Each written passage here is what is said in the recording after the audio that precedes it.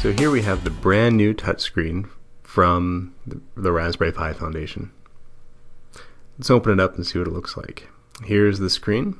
It's a pretty nice glossy surface. Then we have the ribbon cables in the back, owner's manual, which you really don't need, adapter board, that'll handle your inputs and outputs. Then we have these ribbon cables, you only need 2 of them, and a hardware packet. Alright, so here's the touchscreen. Let's flip it over and get a good look at these ribbon cables.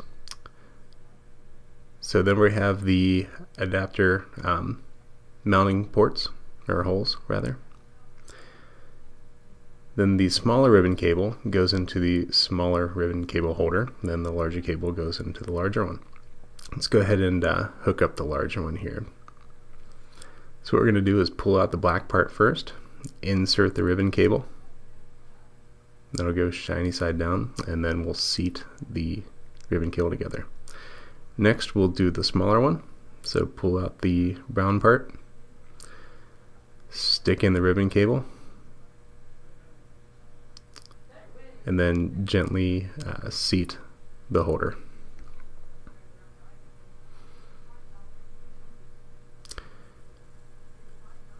Next we're going to dump out our hardware packet here. We're going to grab the 4 standoffs and screw them into each holder.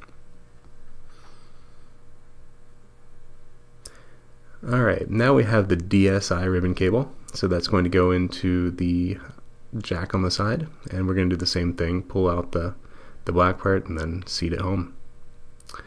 Alright, now we have our Raspberry Pi. We're going to mount that DSI connector towards the end there. Bend the ribbon cable over backwards and put that one in as well.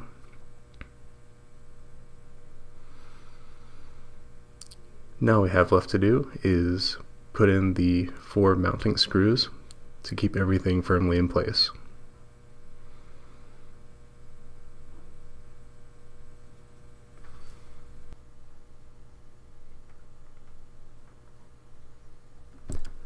Alright, now that we have our screws secured, we just need to run power to the Raspberry Pi. You can do this a couple ways.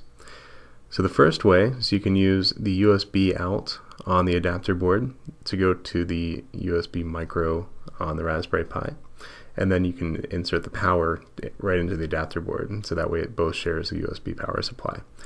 Alternatively, you can use the GPIO pins on the back, which go to the end pins on the adapter display. Now this is very important to get right, so if in doubt, follow the instructions online. But you need the first pin and the last pin on the adapter board. You can take the positive and plug it into pin 1 on the Raspberry Pi here, and we'll take the negative and plug it into pin 3. And we'll just tuck those wires off to the side a little bit. Next we're going to take our Raspbian image, and we've already loaded ours and updated it using apt-get update upgrade.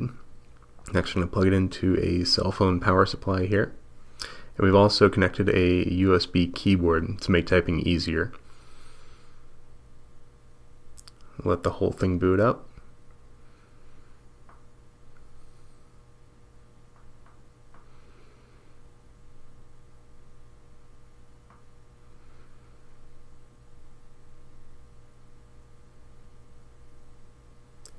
And we'll log in using Pi with password of Raspberry.